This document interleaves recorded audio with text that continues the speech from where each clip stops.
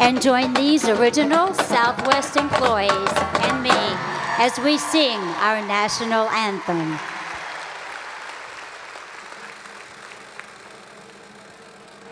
Oh, say, can you see by the dawn's early light what so proudly we hailed at the twilight's last gleaming, whose broad stripes and bright stars through the perilous fight o'er the ramparts we watched were so gallantly streaming, and the rocket's red glare, the bombs bursting in air, gave proof through the night that our flag was still there. Oh, say, does that star-spangled banner yet wave o'er the land of the free and the home of the brave?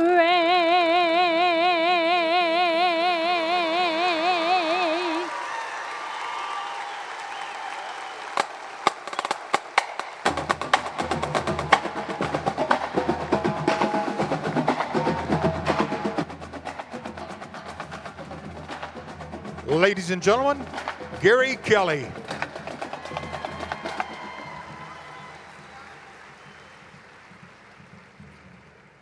Well, let's give it up one more time for our original employees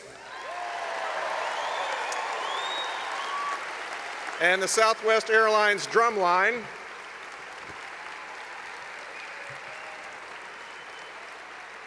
And what a fitting and stirring way to kick off this celebration.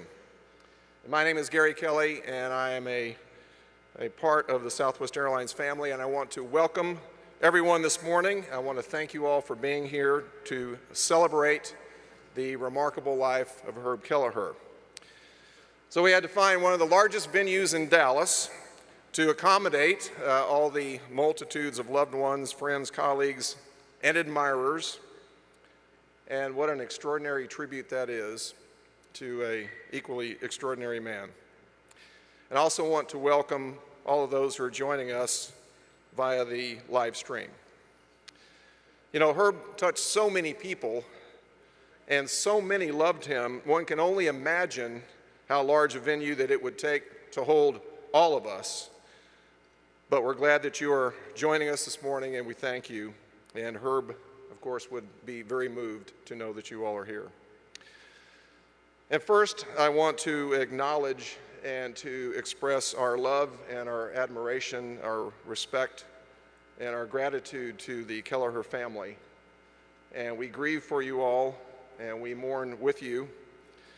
But we are also all very inspired by your grace and knowing what a painful time that this is. And we are forever in your debt for sharing your beloved Herb with us.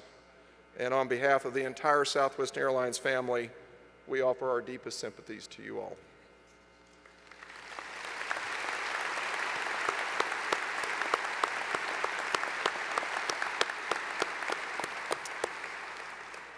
So if you will permit me to indulge in a couple of important acknowledgments. In addition to our original employees, I'd like to recognize our Southwest Board of Directors who are here this morning.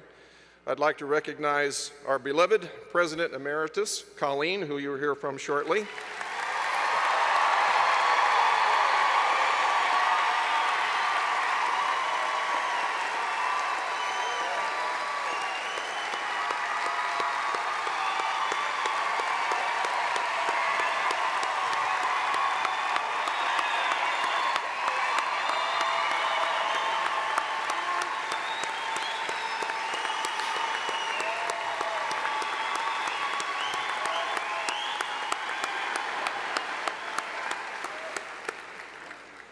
Now we're all in trouble. We have representatives from our 3 original Texas Triangle cities in the state of Texas this morning. They're all bringing proclamations recognizing Herb's great contributions. So we have folks from the cities of Dallas, Houston, and San Antonio and the Texas State Legislature. So give them a big round of applause as well.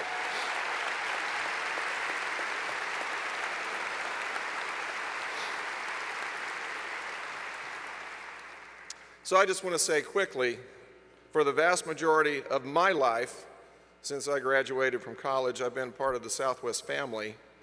And Herb has been my boss, my mentor, my counselor, my teacher, my cheerleader, and my friend. But actually, he was more like a father. He was a hero. And I just want to share with everyone how enormously grateful that I am that Herb was a part of my life in such a profound way.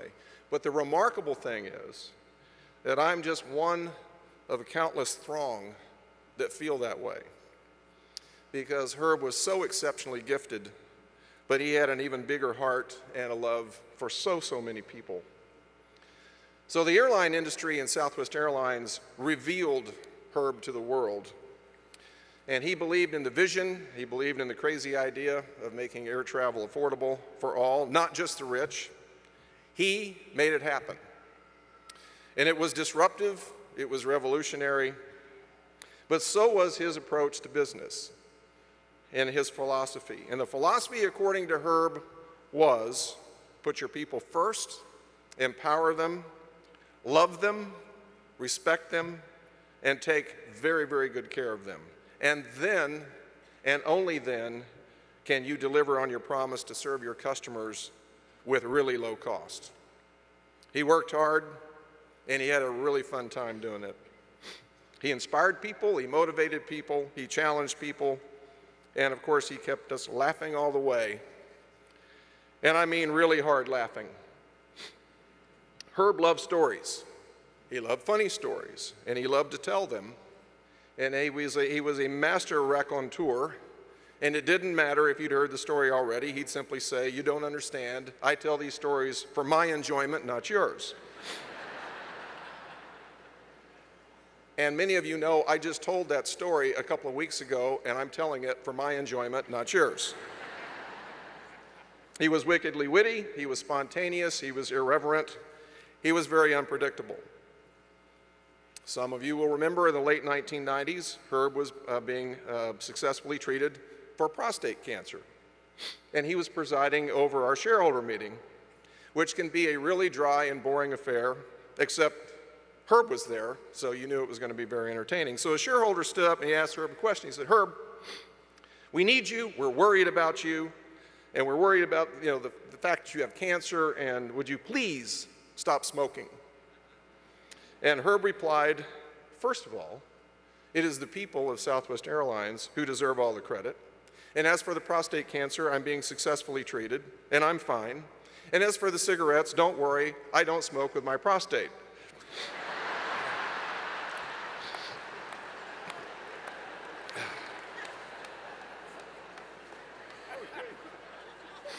Can't make this stuff up. Speaking of raconteur, Herb was a user of big words. He was not pretentious, he was just really smart, and he was very well read. He was a self-proclaimed etymologist, which is one who studies the history of words and their meanings. In my very first quarterly shareholder report that I worked on for Southwest was in 1986. Colleen will certainly remember. And Herb had drafted his letter to shareholders, and he referred to an unusual business trend that we were having at the time as, quote, "an anomaly bordering on an aberration." Say what? So all of us who work for him were very grateful for dictionaries. So this morning, we're going to tell some stories, and we're going to laugh, and we're going to shed some tears, and we're going to honor Herb like we would have wanted. And before I go on, I do want to be sure and thank Cheryl Huey from Southwest Airlines, Linda Rutherford from Southwest Airlines, who lead our entire Culture Services group, and thank them for organizing this great event this morning. Herb would be so proud.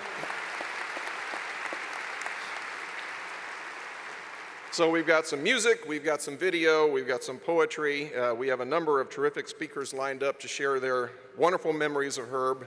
And first off, I'd like to ask our wonderful friend to Southwest and to Herb, Dr. Maria Dixon Hall, to lead us in this morning's invocation.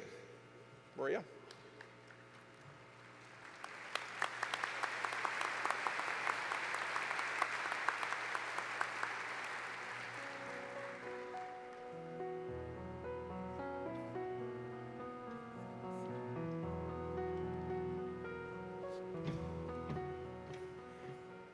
Can we bow our heads? Gracious Creator, we have come from different places, from cities large and small, from different walks of life, to celebrate a founder, a leader, a mentor, a friend, and a father. In our private moments, you've heard our cries. You've counted each one of our tears as we've mourned his departure. But today we gather to do what your servant Herb loved most. We've come to celebrate, we've come to laugh, and certainly we've come to lift a glass.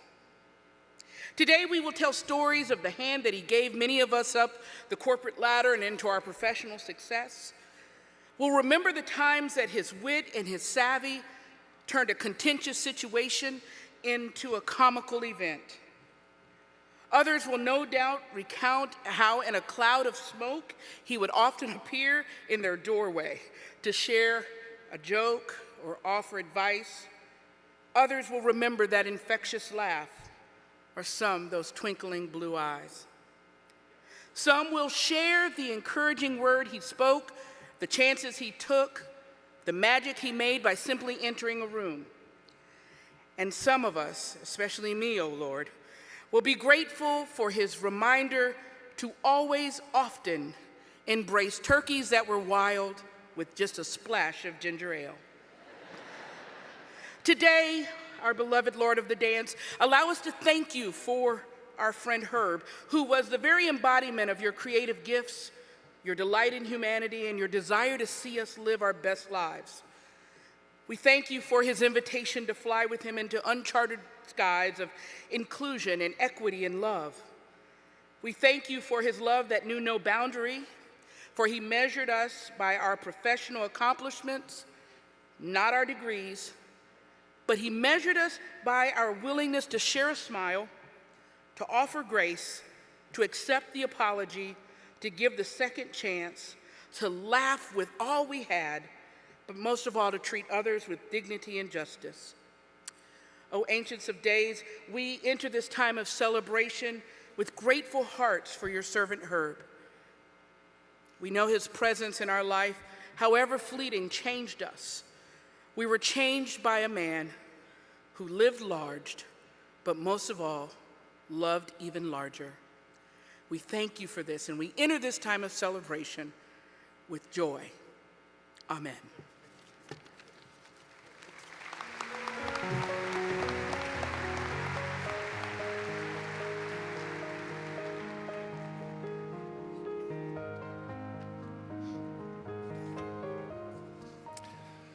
Now I have the great honor of introducing someone who needs no introduction. I think there is no doubt that Southwest Airlines would be here today without her. But it would not have the heart and it wouldn't have the soul that we have with us today. She was there at the beginning of Southwest. She's here with us today. If Herb was our ace, then Colleen is our Queen of Hearts. So please welcome Colleen Barrett.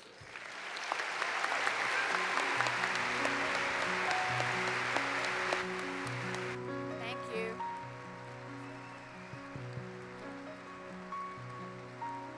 Thank you. I have to say that I agree with Maria and I agree with Gary and really with all of you in the audience that today is exactly what Herb would want, with one exception. And I suspect his family knows this exception, and I know that a few of my personal family knows this, and probably at least all of the males at Southwest, either current or retired, know it as well. The one thing that he begged me to do, and of course, little Irish Catholic girl that I am, I promised I would do it, like I had any control over it, was that when we honored him and were saying, you know, our final goodbyes, if you will, that we would have an open casket. Everyone would be able to smoke and drink in front of that casket. And he didn't care if the ashes went into his body. He didn't care if the booze spilled on him. That is what he wanted. And literally until the night before he died, he believed that's what he was going to have. So I just had to make that one little exception. The other thing I'm saying principally to the Southwest people is I wish that after this part of the or after this celebration is over, that I could hug and kiss every one of you, but I physically can't do that. And so I just wanted to say, without getting teary about it, that I'm now blowing you virtual hugs and kisses from afar, and know that he would just be so excited to know that y'all were here. So I thank you for that. Some people come into our lives and they quickly go. Others stay a while and they leave footprints in our hearts. And we are never the same. Herb was that kind of person for everybody in this room. Several years ago, I saw a sign and I wrote it down to go back and ask Herb if he had lived by its message. He said no. And here's what the sign said, as best I remember. Be mindful of others, of your surroundings, of your intentions, and of the footprint each step creates. Though his answer was no, I truly do not believe that Herb ever took a step in his life without thinking of the consequences that it would bring and or the lessons it might teach others if they were smart enough to get them. His personality, unmatched personality, unmatched sense of humor, unmatched humanitarianism, and so forth and so on. They were all known and respected by everybody who loved him, which, by the way, was everyone that ever met him. That's who he was. And though it may have taken us several years, some of us, like me, Dumbo, to get it, in the end, most of us did get the lesson he was trying to teach us, and he never said, I want to teach you something. And he never said it in a way that you felt stupid. We all have our Herb stories, and we all have our favorites. And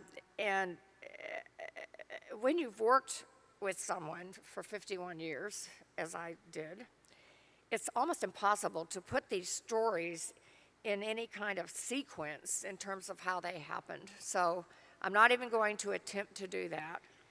And I have to tell you that we all have a limit, because otherwise we'd be here forever. So I have a friend in my audience, in my row, that is going to ring a cowbell. Some of you know that story, but this is a louder cowbell, and everyone will hear it. I won't bother telling you the story when I have 5 minutes left, because she knows what my limitation is, or my allotment is. And so no matter where I am in these stories, I'll just stop and go to my closing, because otherwise we'd probably be here tomorrow by midnight still. So I'll start out by telling those who don't know this that I went to work for Herb when my husband and I were, well, my husband was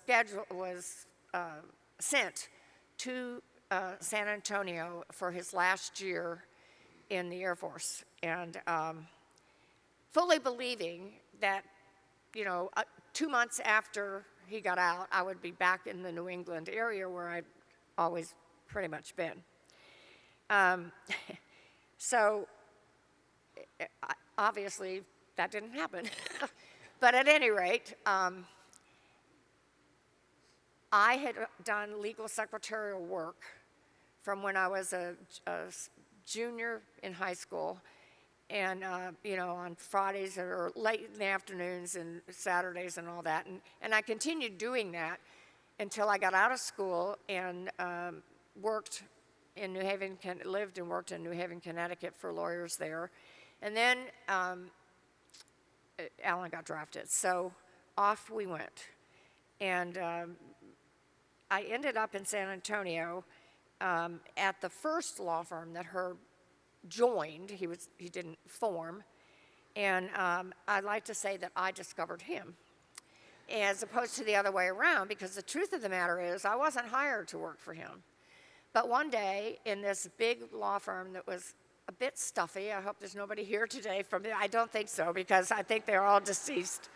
But anyway, it was all Mr. this, Mrs. that. If I was still at that law firm, if it was still in existence, I would still be Mrs. Barrett.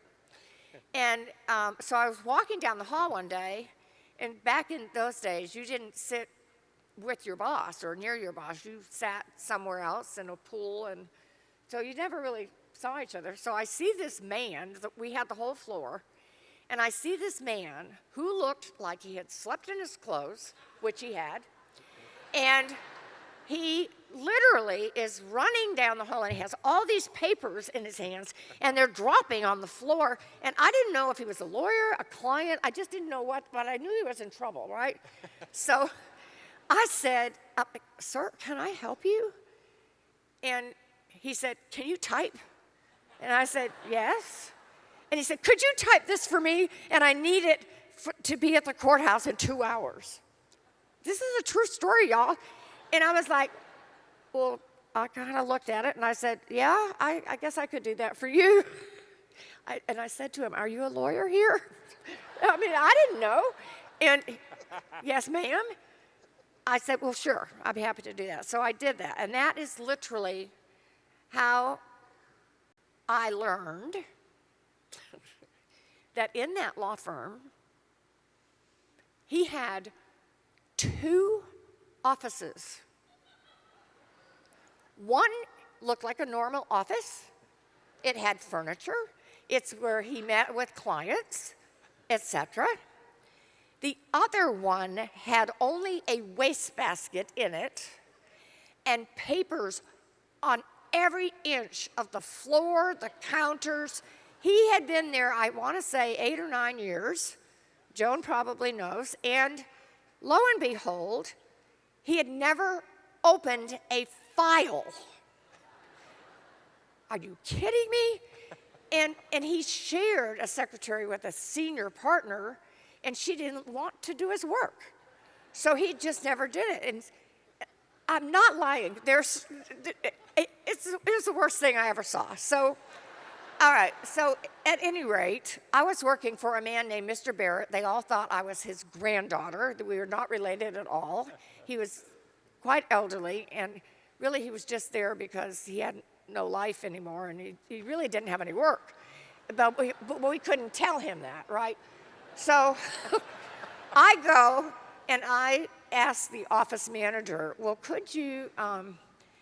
I have a second boss? Oh no, Mr. Barrett would never allow that. I said, well, if I can talk him into it, will you allow it? And he, well, yeah, but he'll never do it. So I go and I talk to Mr. Barrett, who, by the way, Mr. Barrett, he had been in World War I as a secretary and to some bigwig, and he smoked a cigar, and spit in a spittoon, and he did it over my lap when I sat there. I am not lying. So then you can see why Herb wasn't so, he didn't upset me so much when, I mean, glory be, it was terrible. So he said, fine. So my days with Herb began.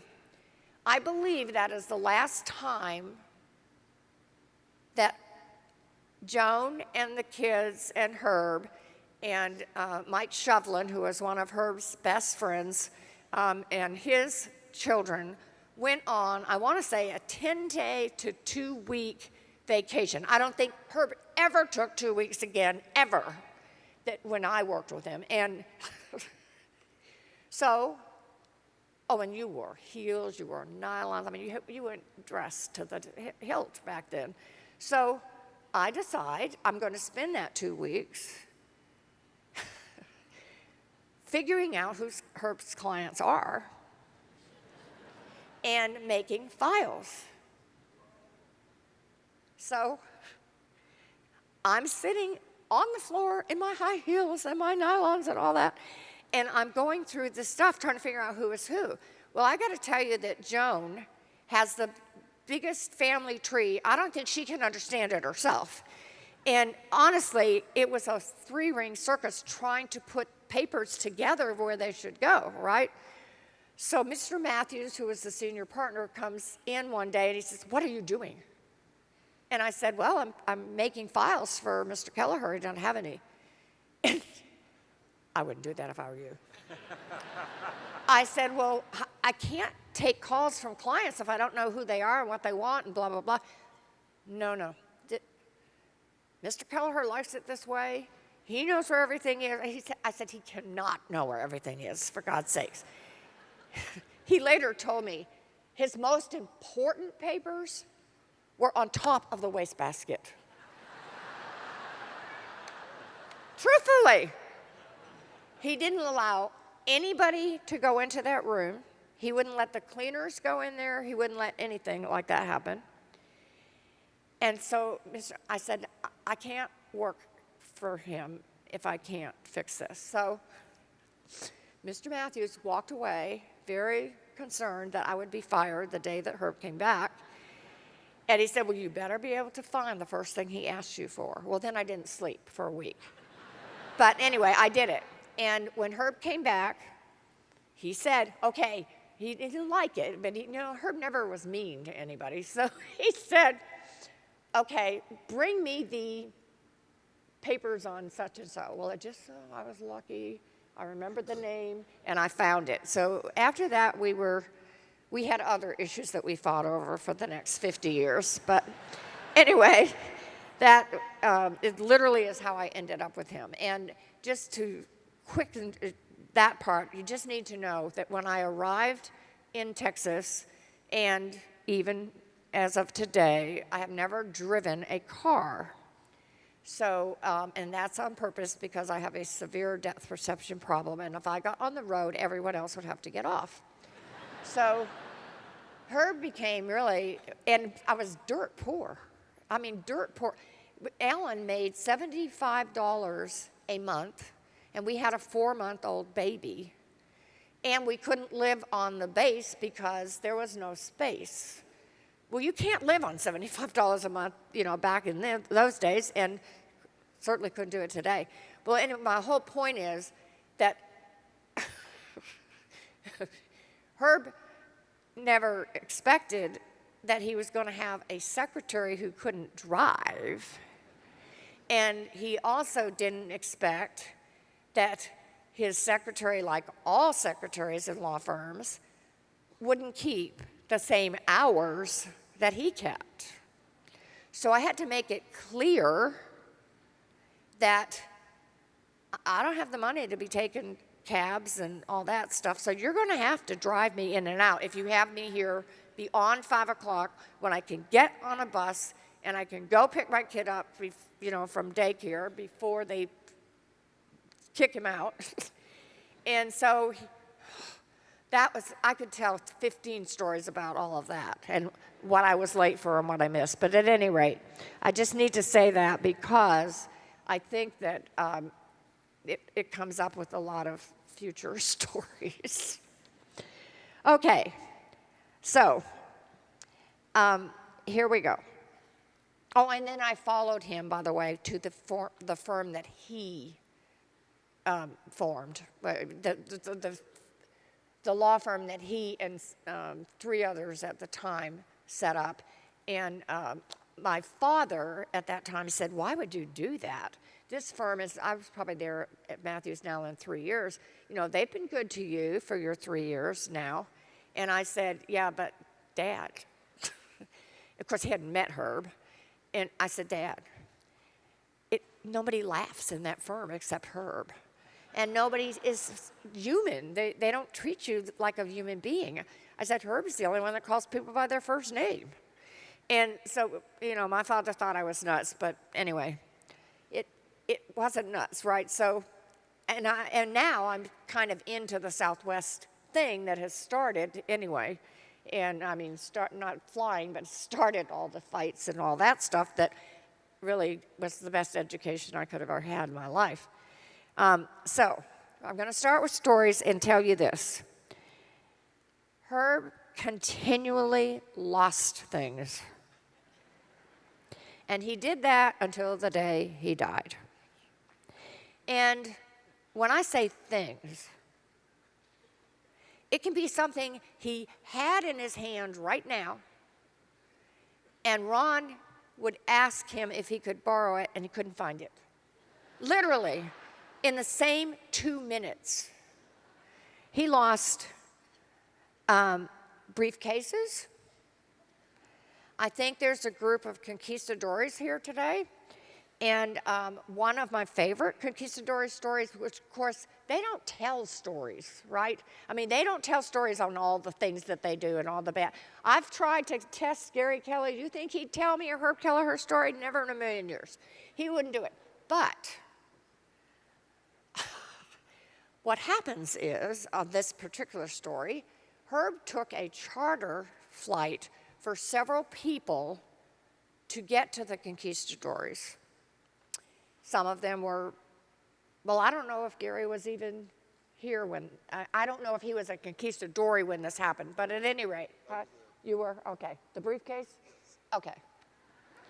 Okay. So, almost all of my stories might involve a wee bit of drinking. And in this case, they have flown up there. Some of the passengers had a few tilted glasses.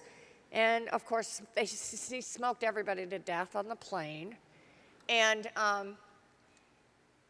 when they got out to get into their rent cars or whatever, I guess Herb put his briefcase on top of the car. And they drove off without it.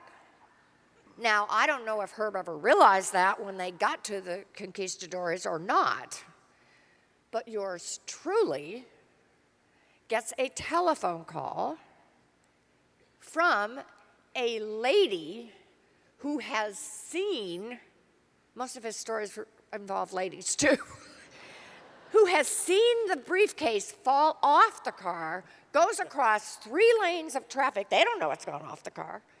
And she picks it up because she figures it's something important. She goes to the side of the road. She reads Herb's, business card or something. And now they're miles away. She doesn't know where they're going. And so she has his telephone number at the law firm or at Southwest, and she calls and she asks to speak to me. So I talked to her, and she explains all this.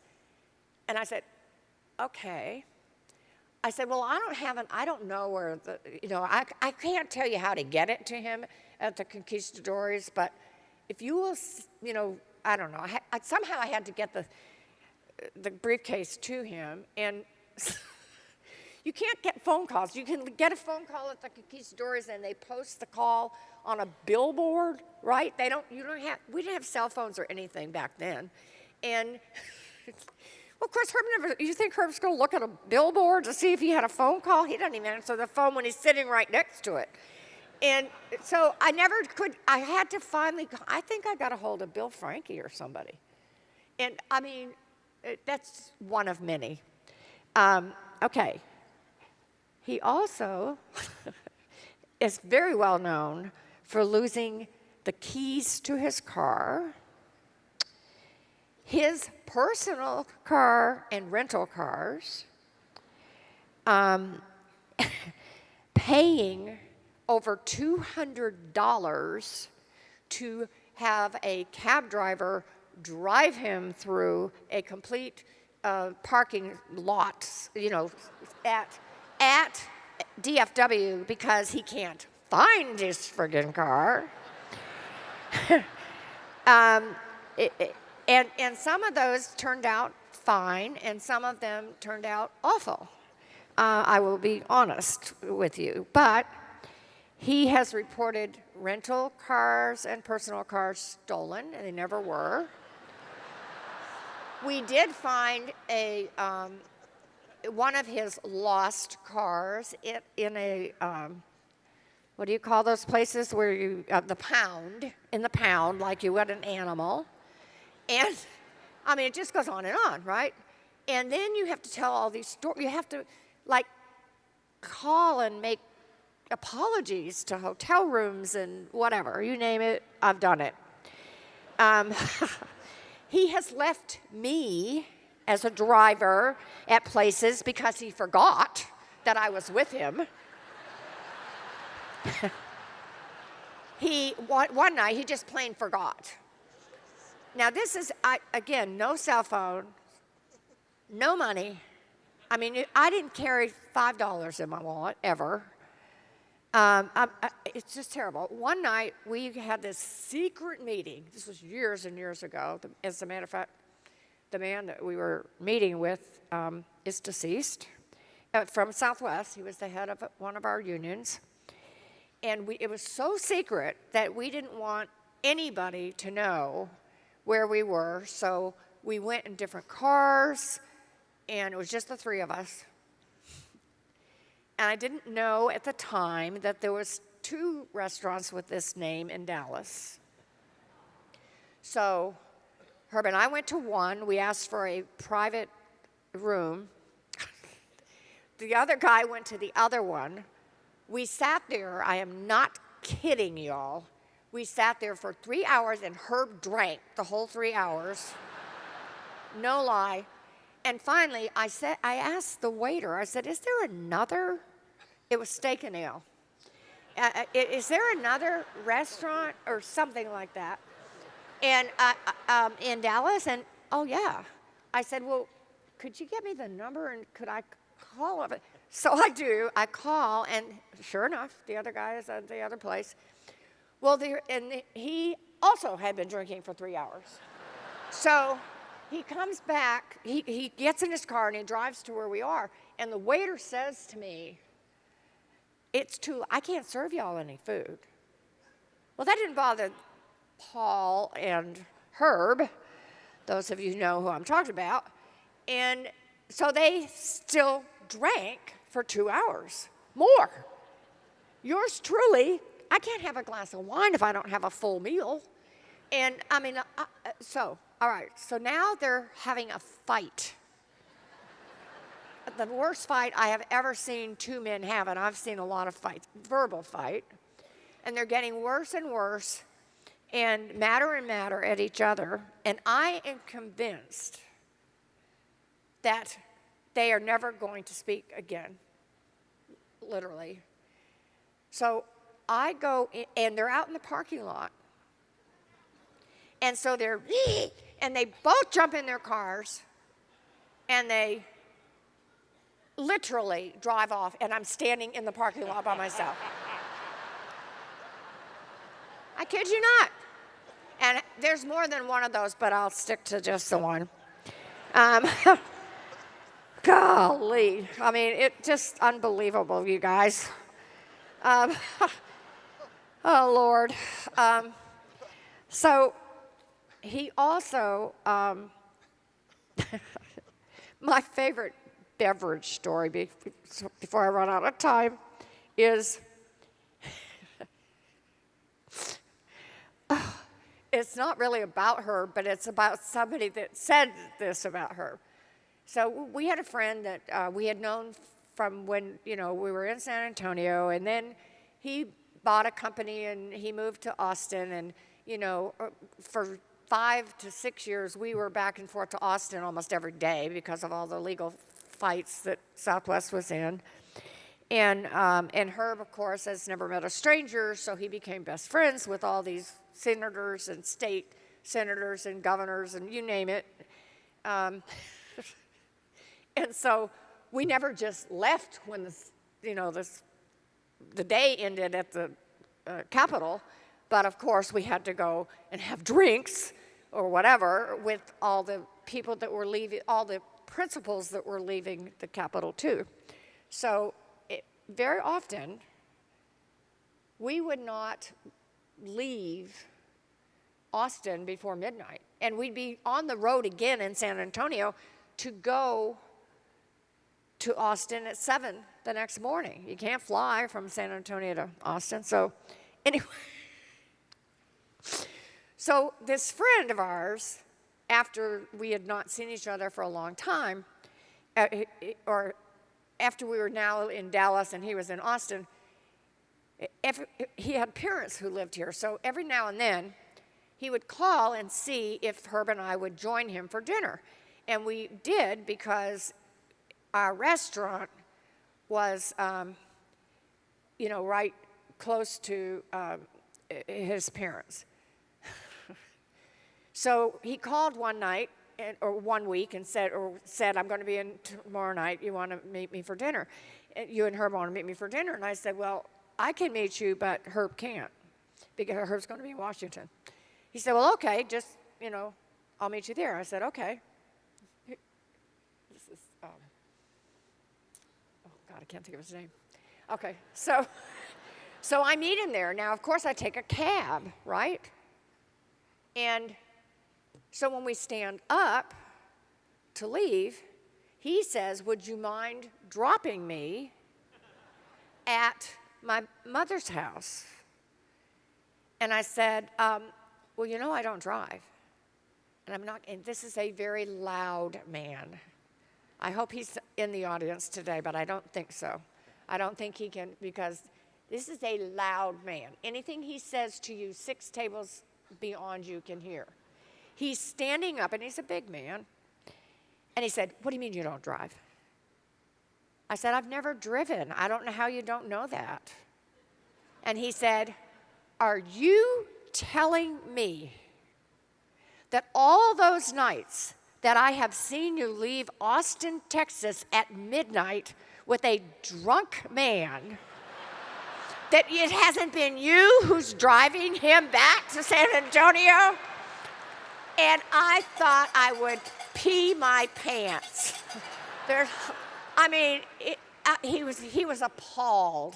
And for those of you who know him, that was Mike Levy. He said, I will never sleep again. Okay. Oh, I have laughed and laughed about that. Okay. So I'm going to skip the stories and just tell you that, did you see Hide Minnie? Though Herb and I were perfectly matched in our respective customer service, legendary customer service delivery demands, and tried to follow those ourselves. And we certainly both grew up living by following the golden rule. I think most of you who knew us as a team realized that we were really the yin and yang of several other areas of life. And truthfully, it somehow worked out so that it complemented each other, even though we were total opposites in many ways. In terms of our work in relationships with lawyers, politicians, Southwest family, business people, civic and charitable groups, etc. Before I close, I'd like to read you a poem by Henry Scott Holland that was given to me by one of Herb's closest friends, and it touched me in the depths of my soul. I know it will touch Herb too, as I'm positive that he's listening. And here goes. The name of it is Death is Nothing at All. I have only slipped away into the next room. I am I, you are you. Whatever we were to each other, that we are still. Call me by my old familiar name. Speak to me in the easy way, which you always have. Put a difference in your tone. Put no difference in your tone. Wear no forced air of sorrow. Laugh as we've always laughed at the little jokes we enjoyed together. Play, smile, think of me, pray for me. Let my name be ever the household word that it always was. Let it be spoken without effort, without the ghost of a shadow on it. It's the same as it ever was. There is absolute, unbroken sentimentality, continuity, sorry. This print is so small I can barely read it. What is death but a negligible accident? Why should I be out of mind because I'm out of sight? I am just waiting for you for the interval. Somewhere very near, just around the corner. All is well. Now, I read you that poem because I really believe that it applies. Any one of you could say that poem, and that's the way that each of you would feel about Herb, and the way he would feel about each of you. Although he's no longer with us physically, he and the legacy he has bestowed upon us all will remain in our hearts forever. So I know that you are going to nod your heads with me right now as we send him this message. Godspeed, dearest Herb. Please know that we are hugging you, laughing with you, and still learning from you. Thank you for giving us 100% of your time, attention, energy, brilliance, and fun spirit. You, dear friend, were and still are and always will be the wind beneath our wings. Now, you know that Herb would absolutely be shooting daggers at me right now because I'm so emotional. But you also know that he would never forgive me if I didn't close with something funny. So I'm going to do that. I don't think there's a person in the room that doesn't realize that Herb lived and left his house, his life, his way. Yeah, I've really messed that up. Because I'm sure that he's watching us from above. I know that he and we will enjoy seeing this short clip as it was one of his favorites. And when I told the singer that I was going to have it as my close, he and his wife were absolutely thrilled to death. So please enjoy it.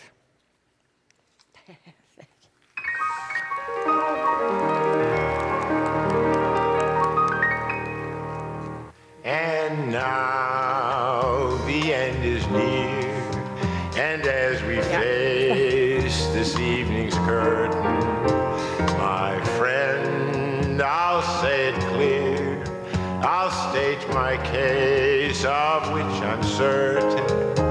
You've lived a life that's full, and traveled each and every skyway, and more, much more than this, you did it Herb's way. Regrets, you've had a few. How about Shamu, that crazy airplane? You paint a whale from head to tail. How could they fail to call you insane? You have this thing about the king. You ride your hog out on the highway, and more, much more than this, you did it Herb's way. Yes, there were times, I'm sure you knew, when through a smoke ring that you blew, and through the bourbon you knocked back, and all those little peanut snacks, you faced it all, and you stood tall, and did it Herb's way. Ladies and gentlemen, Tom Nealon and Mike Vandeven will now read Courage by Amelia Earhart. Well, thank you. Thank you. Good morning, everyone. So Mike and I are going to share with you a poem by Amelia Earhart, and the poem is called Courage. And this is one of Herb's favorites, and I think I might know why. Perhaps it's because it was written by another kindred spirit, a fellow maverick and a kindred spirit who saw what was possible and what was good and worked to make it happen. And courage is what pushes the soul to greatness, and courage is what makes life an adventure. And boy, oh boy, Herb's life was an adventure, and we're thankful for him, and we're thankful to have been a part of that life. All right, well, here it goes. Courage by Amelia Earhart. Courage is a price that life exacts for granting peace. The soul that knows it not knows no release from little things. It knows not the livid loneliness of fear, nor mountain heights where bitter joy can hear the sound of wings. How can life grant the boon of living, compensate for the dull ugliness and pregnant hate, unless we dare the soul's dominion? Each time we make a choice, we pay with courage to behold the resistless day, and we count it fair. And I thought that that was a perfect poem for the day. And you know, there were also several quotes attributed to Amelia Earhart, and in one of them she must have had Herb in mind, and it goes that a single act of kindness throws out roots in all directions, and the roots spring up and they make new trees. Well, there is a forest of trees in here today because of Herb Kelleher, and so from all of us touched by his courage and his kindness, thank you, and God bless you, Herb Kelleher.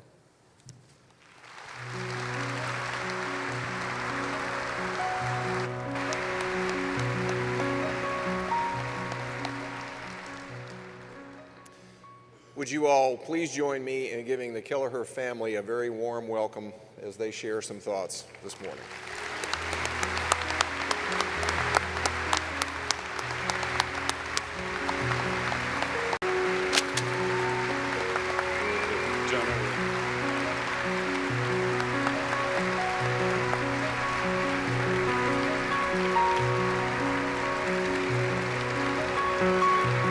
We'll put Mamu out here.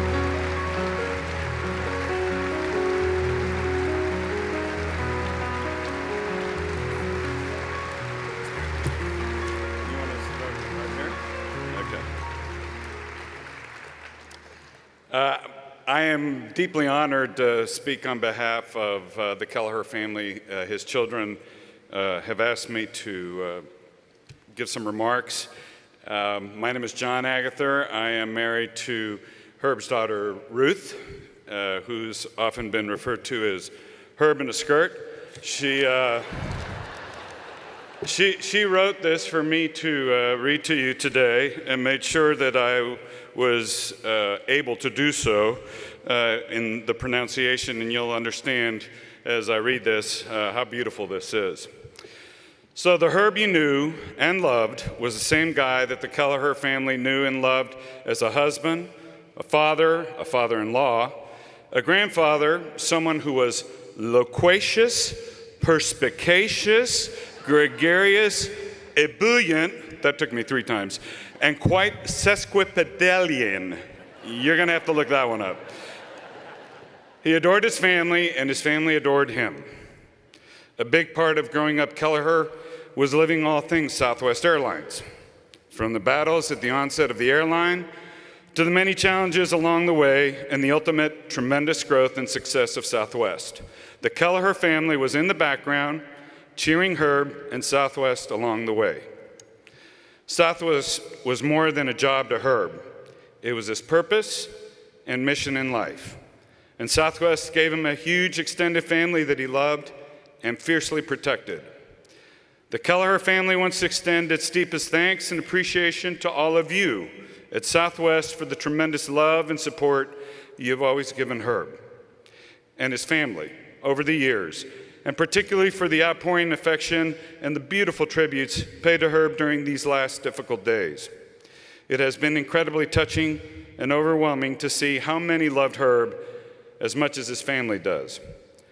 So today, the Kelleher family would like to toast all of you at Southwest and lift a bit of wild turkey to you in thanks for helping Herb live the life. Thank you. Cheers.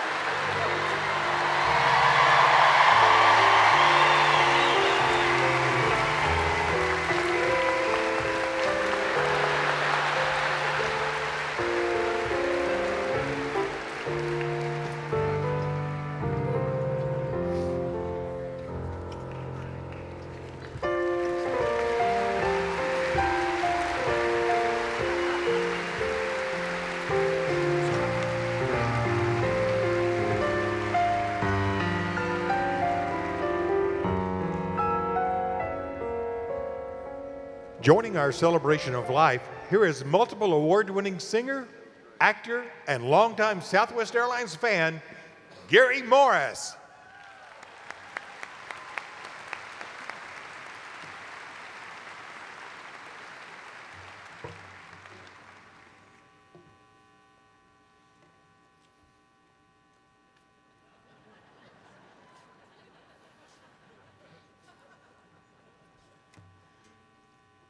Some things never change. Southwest Airlines changed the way my community, the music community, traveled. First of all, they made it fun. Second of all, our instruments were our most prized possessions, and Southwest Airlines was the first airlines to let us carry them on board and put them in the overhead bins.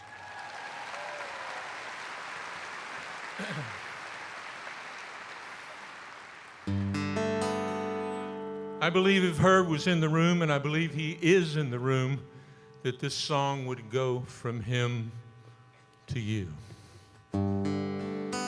Must have been cold there in my shadow.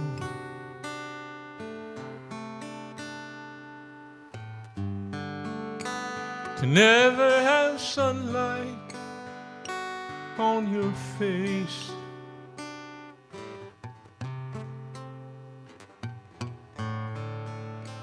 You've been content to let me shine. You always walk a step behind.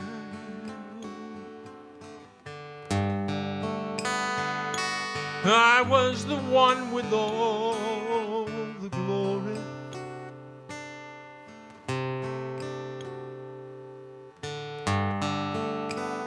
While you were the one with all the strength.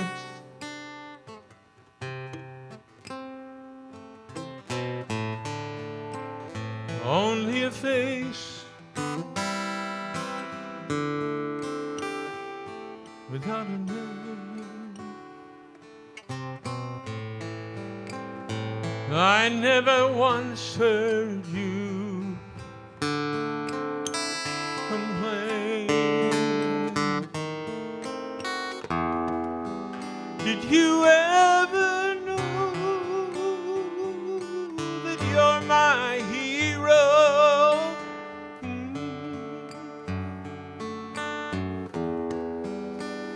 And everything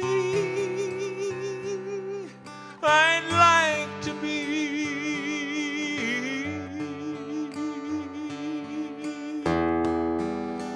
I can fly higher than an eagle,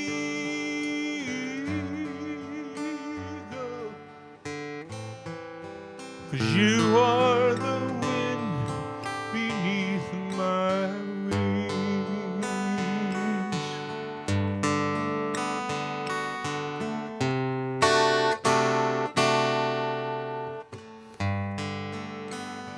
It might have appeared to go unnoticed,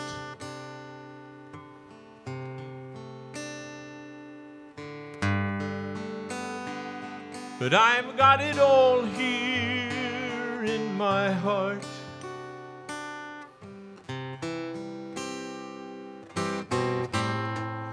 I want you to know I know the truth.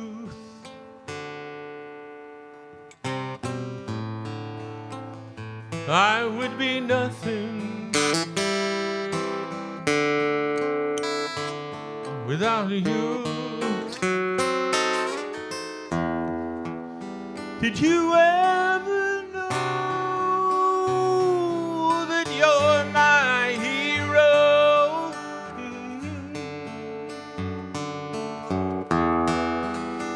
And everything I'd like to be.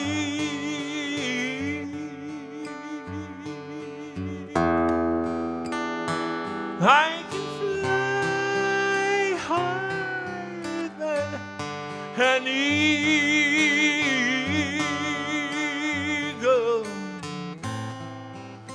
'cause you are the wind beneath my wings.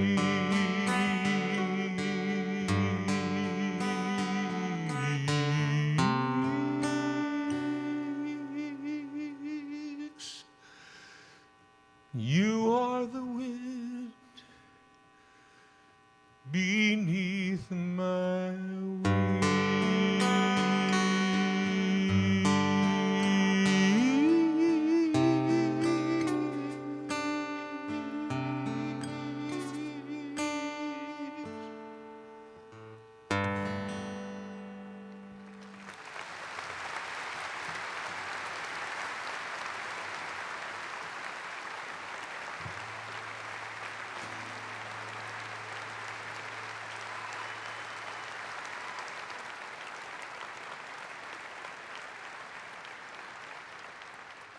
Ladies and gentlemen, Ron Ricks.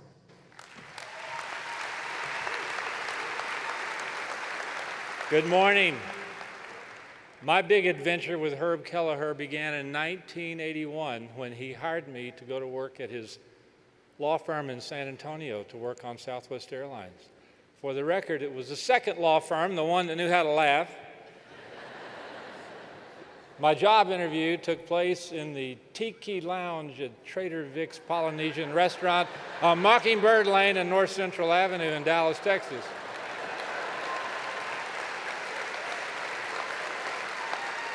After 3.5 hours of cigarettes and Samoan fog cutters, whatever the hell that is, I had a job. My first assignment, to read a massive file, beautifully organized and compiled by Colleen Barrett, on the entire history of Southwest Airlines up to that point. It was riveting stuff. It read like a TV show. In this particular case, like multiple entire seasons of Law and Order Special Victims Unit. Because of my familiarity with this time period, I was asked to say a few words about Herb in those early years. In describing this time, I thought it would be helpful to have a historical precedent. I looked for one. It took a while. As a matter of fact, I had to go back 3,000 years. The Greek-speaking peoples who lived around the Mediterranean Sea 3,000 years ago knew the legend of a great man. His name was Heracles. Centuries later, the Roman Empire would adopt this legend for its own use. And in Latin, his name was pronounced Hercules. Now, Heracles was no ordinary man. He was big. He was bold. He was a fierce warrior.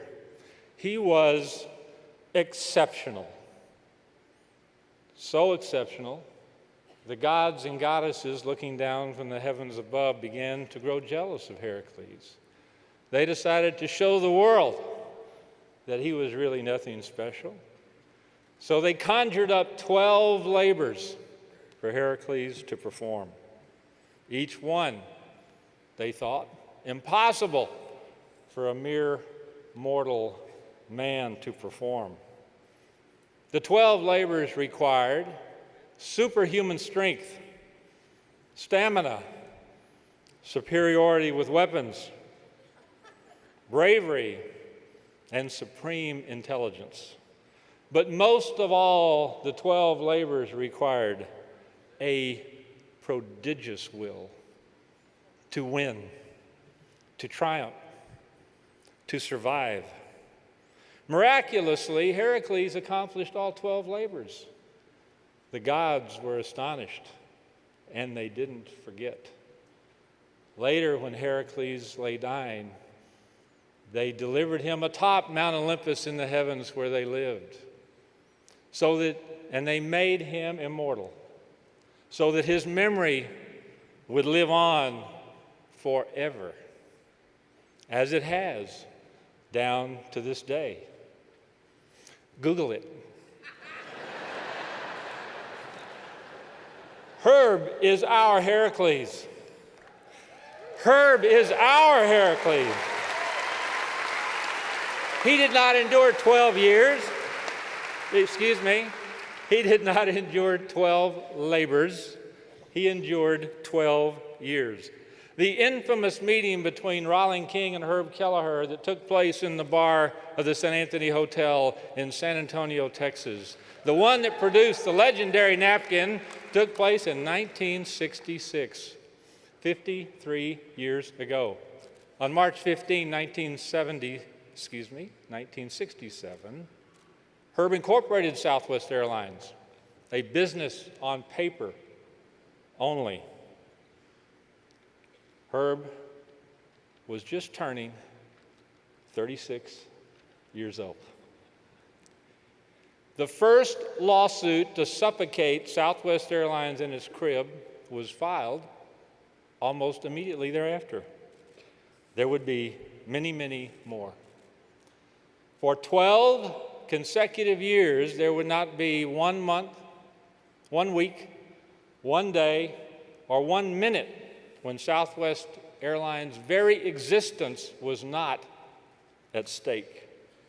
An adverse court decision, a bill in the Texas legislature, hostile action by the Dallas City Council, predatory business practices by our competitors, any could have taken Southwest Airlines down. For over 4,000 consecutive days, Herb suffered relentless tests and trials, crushing pressure, and never-ending toil. As one example only, after years of bitter litigation, in 1970, the Texas Supreme Court gave Southwest Airlines the green light.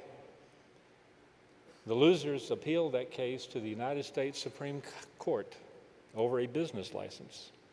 When that failed, preparations began to launch Southwest Airlines scheduled service on June 18, 1971.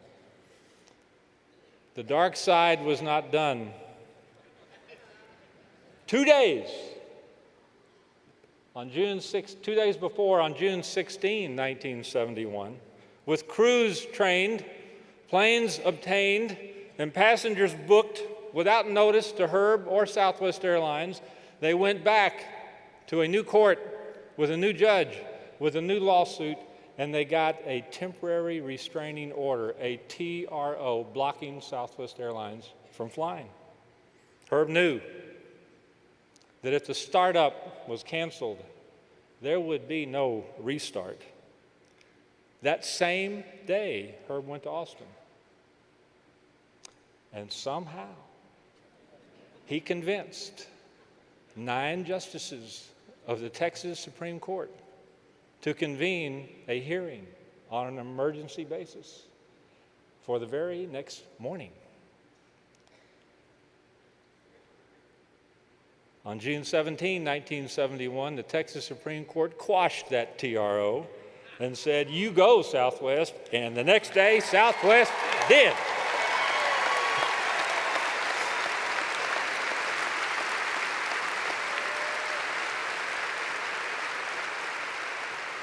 Absent that verdict, there would be no flights. No flights would have occurred on June 18, 1971, and likely there would be no Southwest flights today. I asked Herb for the backstory. How did you do that? And he said, "You know, that's really a hell of an interesting story, and someday I'm going to have to share it with you." And then he'd change the subject. I do not know how he did that. But I have it on good authority that on the evening of June 16, 1971, Herb could be seen in a dark bar, in a private club, just off Congress Avenue in Austin, surrounded by an unusually large number of Supreme Court judges. I'm just saying. It didn't end until 1979, ironically, with the enactment of the Wright Amendment. The Wright Amendment, in its original form, banned all airline service from Love Field, a death warrant for Southwest Airlines. Somehow, Herb got the law amended to allow limited service from Love Field. Our competitors rejoiced. They thought they had finally found the key to stopping Southwest Airlines' growth. How'd that work out for them?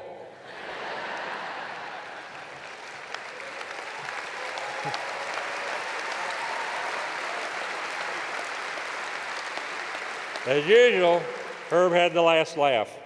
For 12 arduous years, 1967 to 1979, Herb Kelleher, like Heracles, walked straight into the lion's den and throttled him with his bare hands.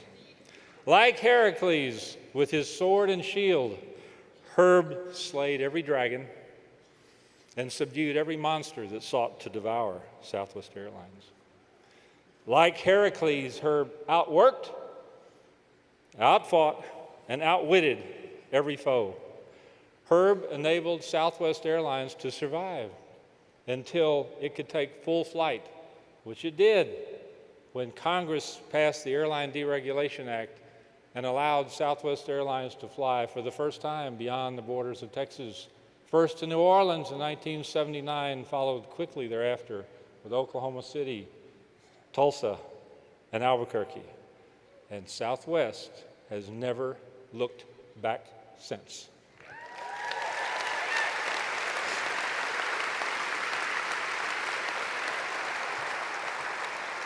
Late one night, after far too many drinks, I asked Herb why. Why he didn't give up. Why he didn't concede. Why he didn't compromise. When all the evidence showed that Southwest had no chance, the odds were very much against him and against the company. Herb said, I just decided that what they were doing to destroy Southwest Airlines was wrong. And I was not going to let them do it. Like Heracles, Herb willed himself to victory. For Herb Kelleher, force of will was no amorphous concept. Herb's will was a force field. It was a palpable, tangible, living, breathing thing. You could feel it, and you could touch it. And ladies and gentlemen, let me assure you, it could touch you too. That will made Herb, and by extension Southwest Airlines, invincible. Yes, Herb co-founded Southwest Airlines, but he alone saved it. Like Heracles to the ancient Greeks, to us Herb is immortal. His spirit will always remain. We will never forget. Herb's vanquished foes would attest. Yes, Herb was fun, and man was he funny. Herb loved, and he was loved deeply. But first and foremost, Herb was a warrior. His warrior spirit predominated over all. If anyone or anything that he loved was threatened. Early in the 1980s, when I first started representing Southwest, I met a lawyer in Austin named Gaylord Armstrong. Gaylord, when he found out I worked for Herb, started saying the usual things. You know, you've all heard it hundreds of times. Herb's the greatest. Herb's the best. I love Herb. Give Herb my regards. And then Gaylord said, I'll never forget the time I was representing Continental Airlines, and we were doing everything we could to stop Southwest Airlines from getting in the air. Walking out of the state capitol in Austin one day, Herb became so furious, he backed me up against the wrought iron fence that surrounds the Capitol grounds, and he tried to strangle me.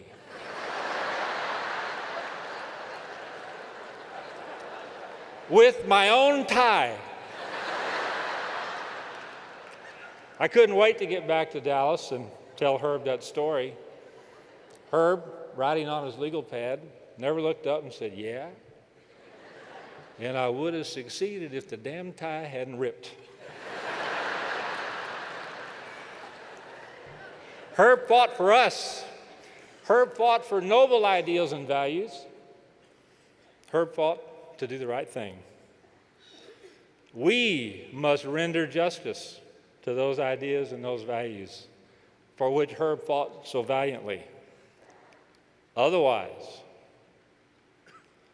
the sounds we hear from the heavens may not be Herb's laughter ringing in our ears. It may be the sound of Herb's thunderous lightning. All hail Herbert David Heracles Kelleher.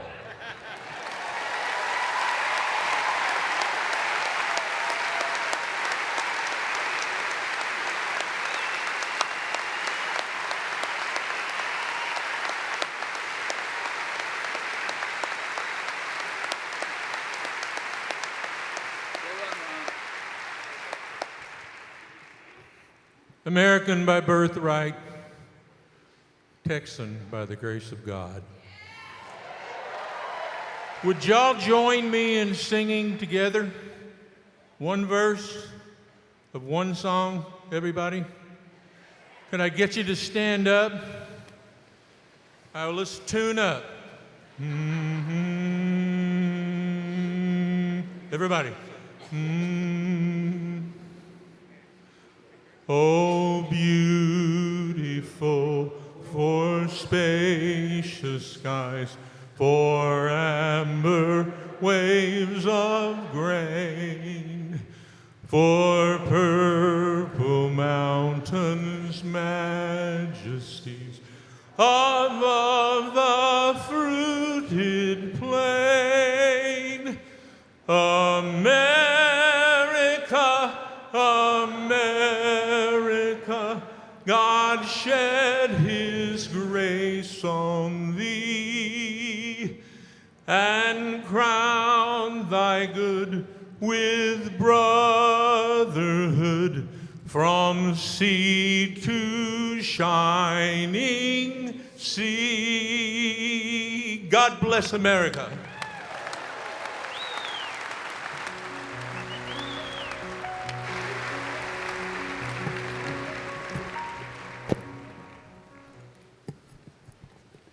Ladies and gentlemen, Dr. Bill Cunningham.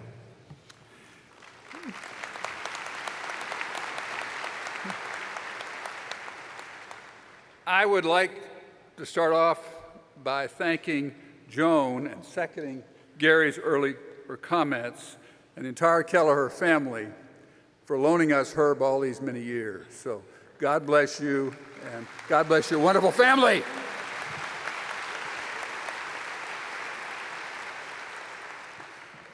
Herb Kelleher was my friend for 38 years. He was a friend's friend. He was a rock star. He was the man. I first met Herb in 1981 when I was a 37-year-old associate dean in the College of Business at the University of Texas at Austin. Herb was the chairman of the Business School Foundation. This is one of the most powerful groups of business executives in the state, and he was the chairman. Herb had no reason to be nice to me. I had nothing to offer him. However, Herb gave me the full Kelleher treatment. As it turned out, he gave everyone the full Kelleher treatment. He made us feel he cared about us because he did care about us. If a flight attendant, mechanic, or a first officer had an illness in his or her family, it was not unusual to hear from Herb or his sidekick, Colleen. Herb was a strong supporter of higher education. He understood that higher education had the capacity to change people's lives. Herb studied English and philosophy at Wesleyan University and law at New York University. While Herb did not graduate from what we so humbly call the university, his leadership at UT played a key role in propelling our business school to the top echelon of public university business schools. Herb regularly taught my graduate course in corporate governance. The students loved him, and he brought a real-world presence to the classroom that only Herb could do. We started each class with a video replay of Malice in Dallas. Pretty good. Which illustrated the Southwest Airlines culture and Herb's personality. Herb focused his comments on the importance of creating a corporate culture that placed employees at the center of every critical decision. The day ended with a dinner at Ruth Chris Steakhouse for 20 to 25 people. The president of the university, the deans of business and engineering, along with key business school faculty and students from the Army War College, always attended. We had a one-table conversation. Herb was a star. He was a centerpiece. Everyone wanted to hear from Herb, no matter the topic. Herb funded the Herbert D. Kelleher Center in Entrepreneurship at the university. The mission of the center is to encourage and empower entrepreneurship and innovation. It has awarded hundreds of thousands of dollars in fellowships, startup prizes, startup travel grants, and research grants in entrepreneurship. He also funded a chair for the director of the Kelleher Center and a professorship in law for an individual teaching business law. The university benefits a great deal from Herb's love. I received a call in April 2000 asking me from Herb if I'd be willing to join the board of directors of Southwest Airlines. I have been given a heads up from my dear friend, Sam Barshop, who is a member of the board of Southwest Airlines, indicating I was going to receive a call from Herb and I should take the call. Of course I would take the call. My office was on red alert. I may have said yes before Herb asked the question. I joined the board in September 2000. It did not take me long to confirm in my mind that Southwest Airlines was a first-class organization. Our board discussions were wide-ranging and fully transparent.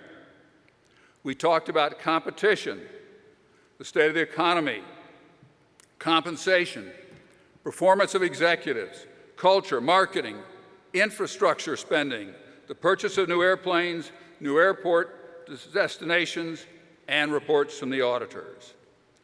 Herb led us carefully, but he insisted on the board playing its role to represent all of the stakeholders in Southwest Airlines, including his beloved employees. The board knew that Herb was the smartest man in the room. Most entrepreneurs ultimately fail because they do not have the skills to identify a product market opportunity, initiate the company, and take it all the way to a profitable position. Herb did more than that. He did much more than that. He led Southwest Airlines all the way to becoming one of the leaders in the world's most important and competitive industries. Herb literally democratized aviation. He made it possible for grandparents to visit their grandchildren, for young families to take vacations, and for business people to meet with their customers. He changed America. What made Herb a success? What made Southwest Airlines a success under Herb's leadership? I believe it was Herb's insistence on focusing on the fact that if Southwest Airlines took care of its employees, they would take care of its customers. This simple concept has made Southwest Airlines the best managed, most loved, and most profitable airline in the world. One of Herb's, pretty good, eh? Pretty good. One of Herb's commandments was that everyone at Southwest Airlines must have fun. Well, this may be a surprise to most of you, but your board also has fun. I say your board when I'm speaking to employees of Southwest Airlines because Herb taught us to recognize that the employees of Southwest Airlines are the people who make it happen. You're the ones that make Southwest Airlines a great success. You're the ones that permit our company to provide exciting, fun, stable jobs in an industry that is not known for exciting, fun, stable jobs. And you're the ones who generate above market returns for our shareholders, and that deserves an applause.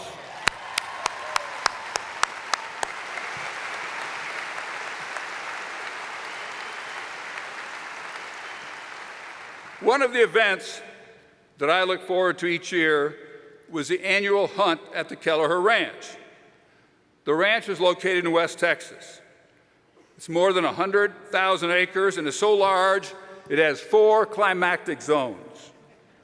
It's not an exaggeration, I might add. After a wonderful hearty dinner, complete with several rounds of adult beverages, the group of pilots, directors, and friends of Herb would sit around and tell stories. As John Monfort and Gary Kelly will confirm, I regularly folded by 11:30. On several occasions, I was Herb's roommate. It was like not having a roommate. He came to bed just before dawn. The pilots thought they could outdrink and outtalk Herb. They were wrong. They were not even close. They were amateurs compared to Herb.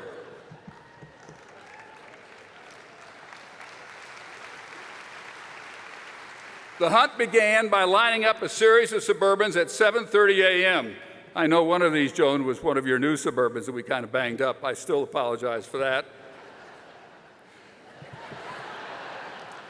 The back of each Suburban had a bar that would make most Four Seasons hotels jealous. We were all well armed: shotguns, rifles, Uzis, AK-47s. We were prepared for the Russian army.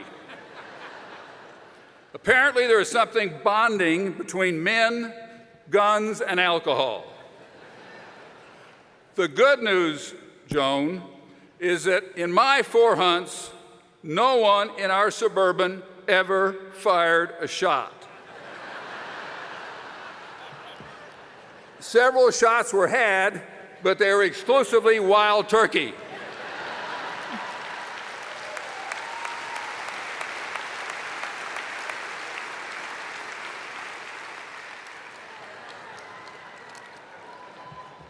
I had the pleasure of having lunch with Herb 4 times a year after he left the board.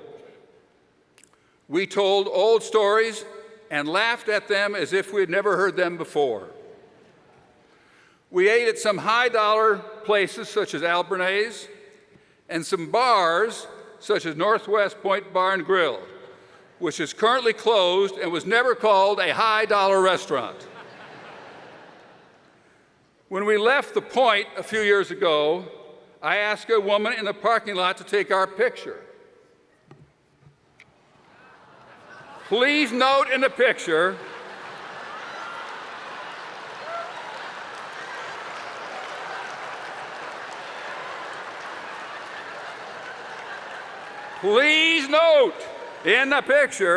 that one of the stores in the background was Condoms to Go. I pointed this out to Herb, and he said, "I thought all condoms were to go."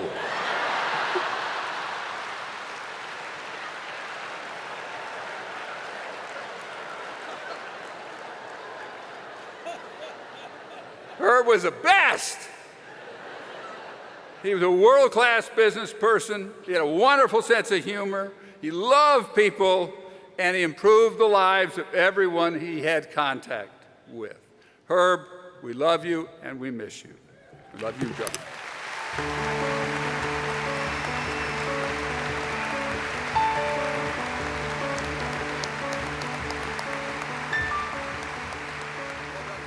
Ladies and gentlemen, General Duncan McNabb.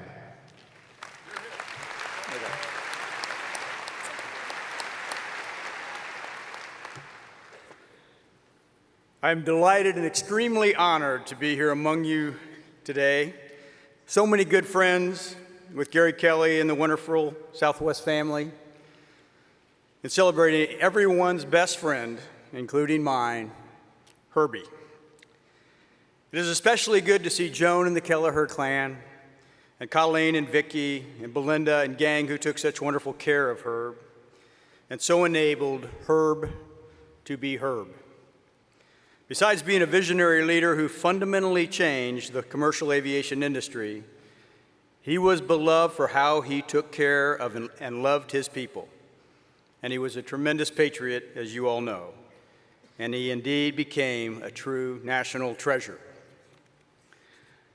I first got to know Herb when he was asked to come to talk about transformation to our Air Force's new Secretary of the Air Force and Chief of Staff of the Air Force, and all of the Air Force's four-star generals. Convincing Herb to come and then corralling him to make sure he actually showed up came under me. And I delegated it to my good friend, Major General Ron Bath, which everybody knows. And we learned part of the drill was to make sure there wasn't too much wild turkey around, no parties going on within earshot, and a close place to smoke.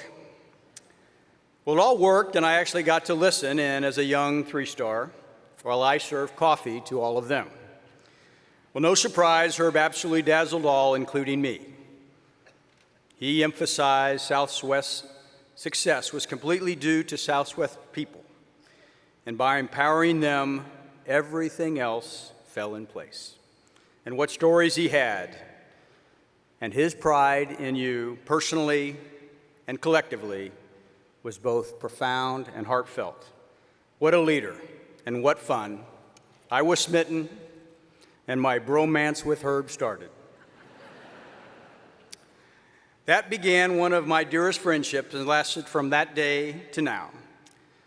It ended up including many dinners with Herb and Colleen, hunting with Herb and the Kelleher clan, fly fishing with Joan, and numerous wonderful conversations on life, leadership, and the world, and always, always, always great fun. It also led to a lot of trips with Herb, visiting our airmen and troops around the world and watching their passion for what they did in giving our nation one of its greatest asymmetric advantages, the strategic ability to move. It was not unlike what Herb and Colleen and Southwest Nation gave to the American people in their ability to fly commercially by making it easy, affordable, and somehow fun. In fact, when I was commander of the Air Mobility Command and had responsibility for all of our large airlift and tanker operations worldwide, I asked Herb to be our commander for a day. And Herb said, "How about 2 days?" Like every good commander, his first order of business was to check on the extent of his authority. He asked me, "So I am the commander of all the Air Mobility Command?" I said, "Yes." And he said, "Anything that I decide, that will be done?" And I said, "Yes."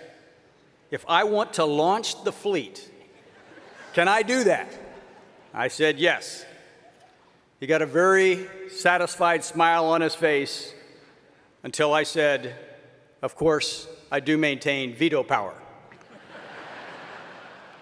You know how much he liked to be constrained. To which he said, "So I am a mere puppet." Which throughout the visit, he'd always tell folks, "Yes, I'm the commander, but I'm a mere puppet to him." With me at his side to make sure that the veto power was ever present, he first visited our command center, where he got a call from the Chief of Staff of the Air Force, Buzz Mosley, who many of you all know, and Herb told him over the loudspeaker so everybody could hear, "Lots of problems in this command, and it sure has a lot of headwinds, but I think I can straighten it out in about 2 days." His tour as our commander included flying on a KC-135 and viewing an in-flight refueling of a B-2 from the seat of our boom operator, about 10 feet away from the B-2, which is pretty awesome. He helped unload our wounded warriors from a C-130, which was actually the most dangerous part of the whole trip, watching him try to carry a litter. That was going to be really fun. And watched an airdrop of heavy equipment from the back of a C-17. And his most memorable experience, watching an assault landing from the jump seat of a 500,000-pound gross weight C-17 into a 3,000-foot airstrip and stopping at about 1,500 feet, with Herb saying all the way down, "This is physically impossible." We also did have to do some military command training. I had told Herb that when we visited a squadron on this visit, the squadron enlisted chief would call the squadron to attention due to his presence as commander. And he had to say, "Carry on," so the airmen in the squadron could get back to work. a little different than when I visited with him at a Southwest location, when he kissed everybody in sight.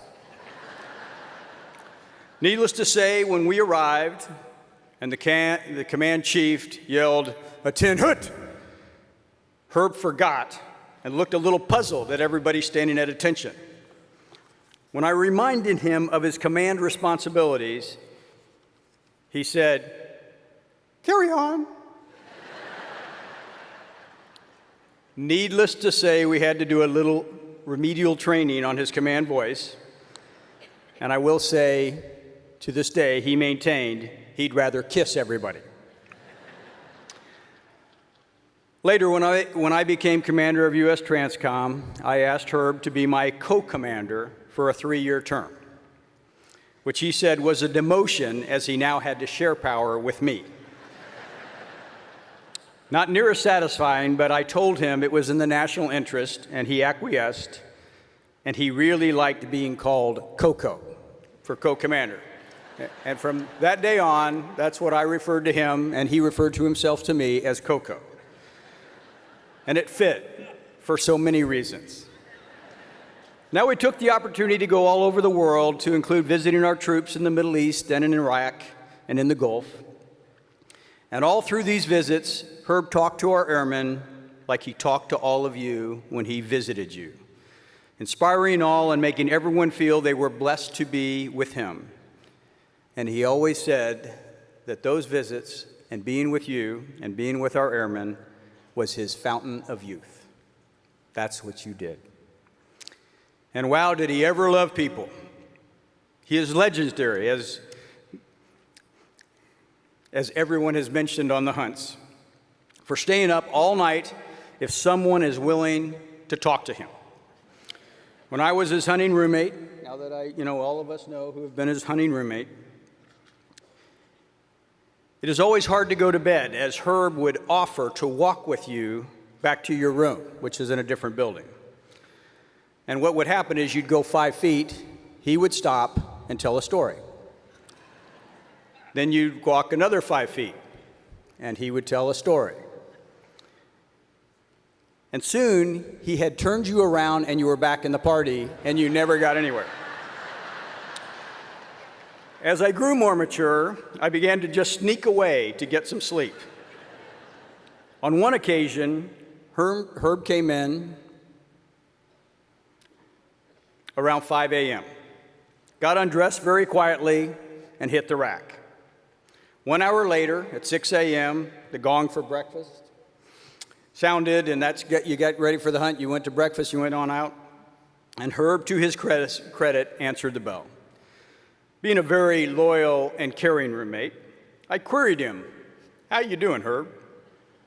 He said, "It was Archie. Archie stayed up with me."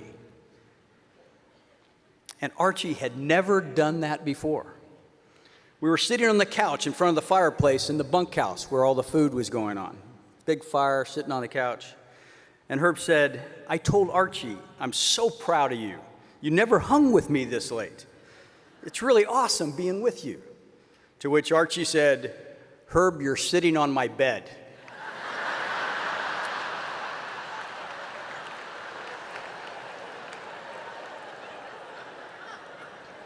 It's my favorite story of all time. That's my favorite story.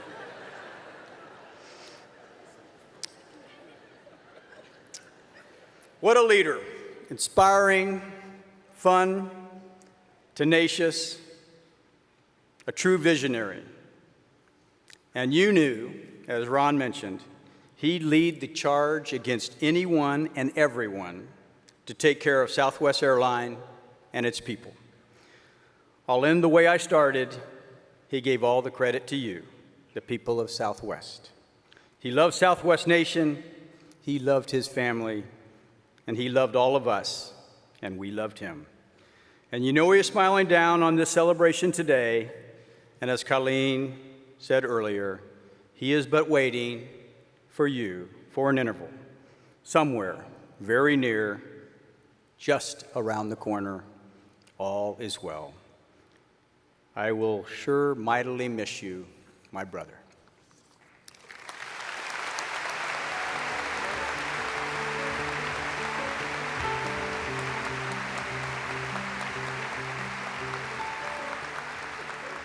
Ladies and gentlemen, Greg Hall.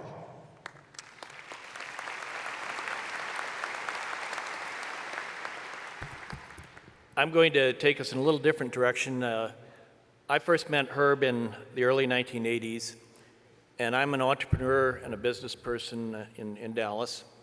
And in addition to Southwest, which is so much a part of Herb and Herb a part of Southwest, Herb was also part of the greater Dallas business community. So I'll like to kind of take us in that direction. But before I do, let me say there is no entrepreneurial company like Southwest. When you look at success in what you all collectively here and others not here, it's just incredibly impressive. And today has been just a real great honor to be sitting here and listening to all of this. It's just super. So let me say I met Herb when he was actually on the board of a company called May Petroleum. And I bought a lot of stock in that company. My timing wasn't very good. It was kind of a high point in the oil market. But anyway, I met Herb, and in the mid-1980s, my businesses got into financial trouble. It was a real estate crisis here. And Ron, I think I learned from your talk why maybe, I wondered why a lot of people were kind of treating me like a pariah and not talking to me anymore. And I went through a period from 1985 to 2003 that had lots of lawsuits, lots of issues. But Herb would call, and we'd go to the Palm for dinner. We'd drink too much, and he was always there. Later, as my entrepreneurial endeavors expanded to other areas and my success stabilized a bit, Herb would continually help and counsel me. So, by the way, before that, let me say in my role of kind of talking about more broadly business, I wrote a little editorial piece for the Dallas Morning News, and a lot of people in Dallas commented to me on it. And I wish I could share everybody else's stories. Most of those stories were too X-rated to share. But I will share one quick story. One gentleman was telling me about a time in Austin, Texas, when they had a big event, very formal, and at the head table was former President George W. Bush and former First Lady Laura Bush, and Herb was seated next to them. And Herb was told by everyone, please, please, this is a non-smoking event, a non-smoking room. And so my friend who was telling me the story, he got up and he was the MC of the event, and the lights are down kind of like now, and the lights are up in here. And he looks over at the head table, and there's this huge mound of smoke coming up. And then when the lights came up, there's Herb going. So there are a lot of Herb stories out in Dallas. So let me turn to about 25 years ago, my wife and I started in the wine business, and knowing of Herb's great knowledge of certain types of beverages, as well as his business acumen, I would from time to time send Herb some of our wines. And so I got what I call Herb notes, these handwritten notes from Herb. And this one he says, "Dear Craig, I tasted your cuvee with my personal wine expert, a guy I met in the Bowery while I was at New York University Law School in 1956. And he pronounced it, quote, very good, unquote. Of course, in 1956, he was drinking Annie Green Springs, and I'm sure his tastes have improved since he's moved back home in his mom's basement.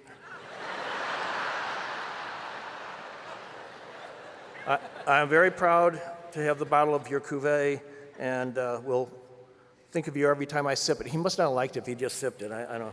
My best to Catherine. So time went on, and I have a habit, unfortunately, I'm not smart enough to go and have a scalable big business. I have a habit of doing these different businesses. And then I got, fortunately things have been okay. At one point on the wine business, I get this short letter. "Dear Craig, thanks for the inspiration. I promise to compete fairly." And here's Kelleher Vineyards. I don't know if you all have that in your family. But so far we've survived, and Hall Wines is still in business. In more recent times, in more recent times, I have taken a pretty risky move, and we're building a high-rise residential, very luxury tower in downtown Dallas in the Arts District. And Herb wrote me a Herb note to give me advice on that project. He said, I greatly enjoyed seeing you and Catherine, and remember those Russian plutocrats have lots of offshore money to spend on lavish condos.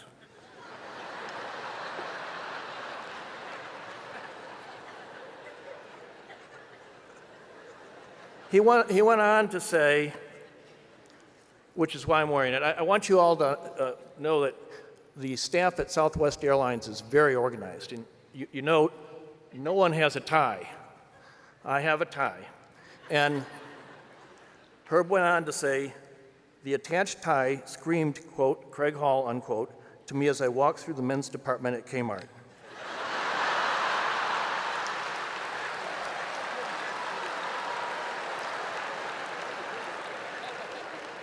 He said, I knew you will cherish it and care for it, best Herb. When I left the building that I live in today, the doorman looked at me and he said, I love the tie. You've really classed up things, Craig. I said, okay. That's true. That is not a made-up story. That is true. That is true. I'm not good at being funny, but I appreciate your laughing. And Colleen said I had to be funny or I couldn't have the job. So I just want to close at the risk of being serious for a second to say that all of us, obviously, that had a chance to have Herb in our lives have been improved by it and have been touched by Herb. From my standpoint, I think among many things that make him unique is he was real and authentic in a time when so many people today are putting on pretenses or playing games. And I think a lot of the earlier speeches have been really great at capturing Herb. And I know all of us will miss him, but in a special way, hopefully all of us will carry on with pieces of Herb and be better off for him having been part of this world. Thank you.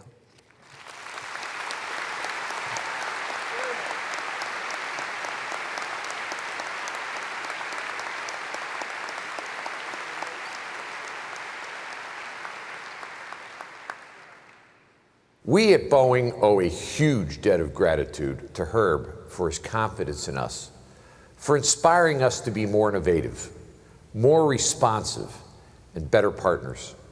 He pioneered a low-cost carrier business model that has taken the 737 to every corner of the globe. Herb put people first and had a way of touching your heart.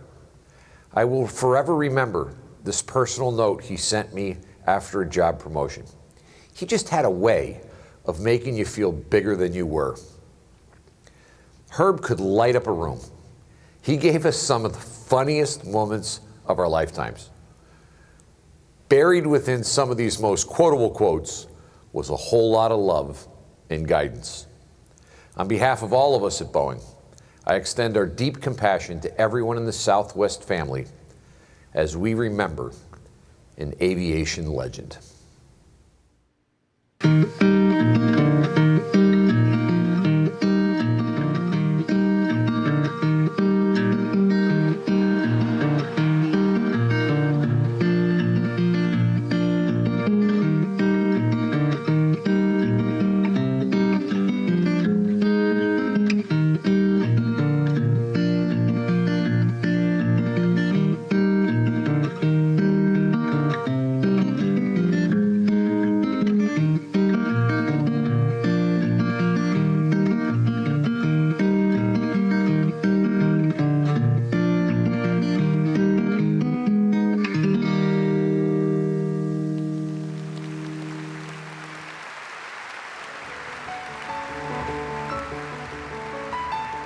Ladies and gentlemen, Hudson Drake.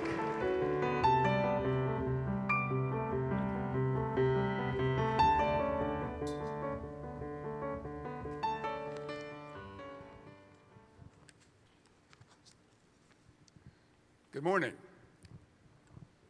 I would like to say a brief hello to Elizabeth and Enoch, part of our wonderful Southwest flight crew that brought Mary and I in yesterday. Well done. Thank you.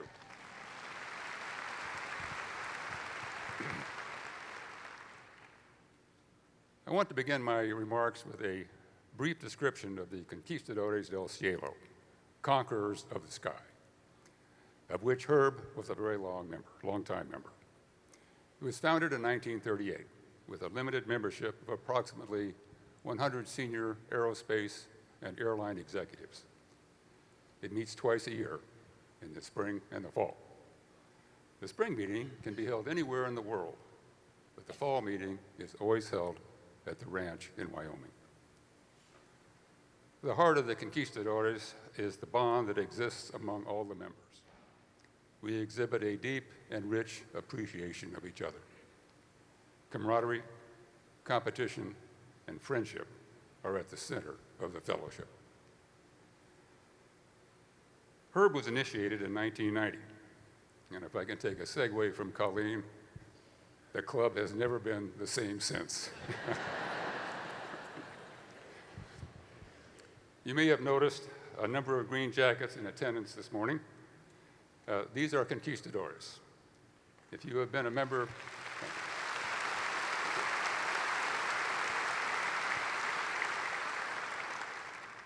if you have been a member for 25 years or more, you wear a yellow jacket, and Herb earned his in 2014. While there is no end to Herb stories, as we've certainly learned this morning, everyone has one to tell. So at the ranch early one morning, I was at the guide shack ready to head out to do a day of fly fishing. Suddenly, Herb appears around the corner with a Stetson, sport coat, slacks, cowboy boots, and a glass of Jack. I said, "Good morning, Herb. Are you joining us for fly fishing?" He said, "Nah, I haven't been to bed yet, but I'm seriously considering it."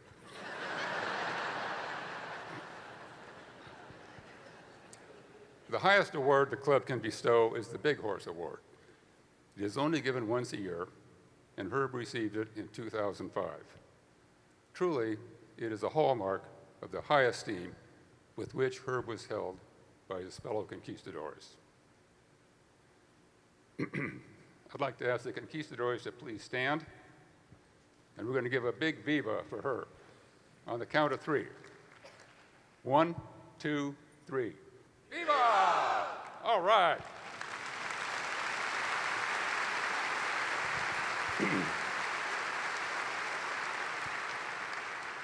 Thank you. The High Flag poem is read at the beginning of the initiation ceremony every year in Wyoming. Its author, John Gillespie McGee, an airman and poet, died in World War II. When President Reagan addressed the nation on the evening of the Challenger disaster in 1986, he quoted from this poem. So here is High Flag, and this one's for you, Herb. Oh, I have slipped the surly bonds of earth and danced the skies on laughter-silvered wings. Sunward I've climbed and done 100 things you have never dreamed of, wheeled and soared and swung high in the sunlit silence. Hovering there, I've chased the shouting wind along and flung my eager craft through footless halls of air. Up the long, delirious, burning blue, I've topped the windswept heights with easy grace, where never lark or even eagle flew. And while with silent lifting mind I've trod the high untrespassed sanctity of space, put out my hand and touched the face of God.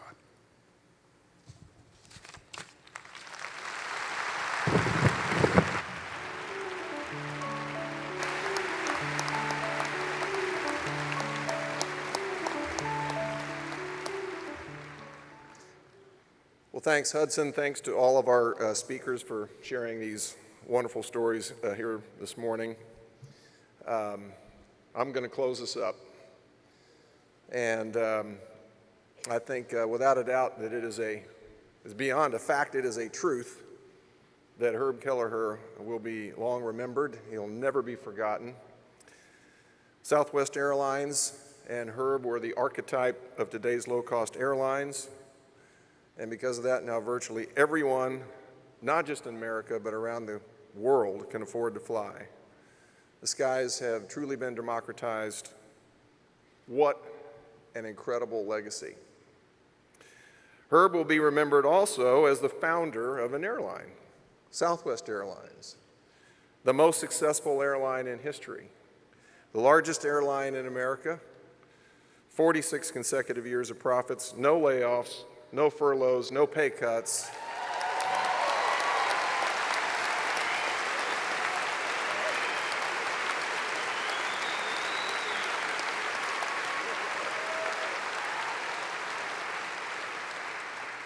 And he was exceptionally proud of that.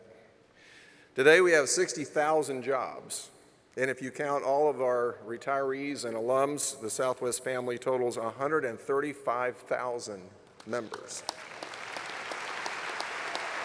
It's truly incredible. Southwest has tens of millions of fans in terms of customers. And who knows how many fans in terms of his refreshed and his enlightened approach to business and leadership.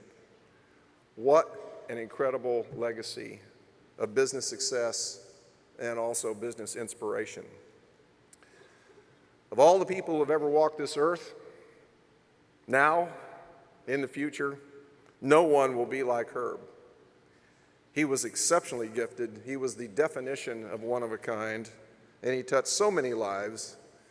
Lives of people he met, lives of people he never met, and of course, he's going to touch the lives of generations to come. But I think for those people that he met, his impact was the most profound. He had this amazing energy.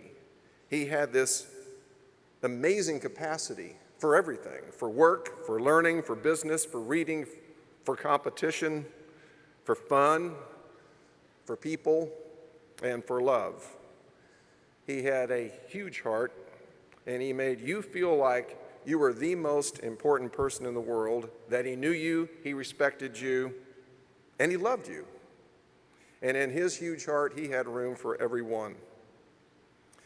And it's been said that legacy is not leaving something for people, like things, it's leaving something in people, and that is what Herb did. And I think of all the legacies that he is leaving, that is his greatest legacy. With his beloved family, with his cherished friends, and then, of course, his pride and joy, the people of Southwest Airlines.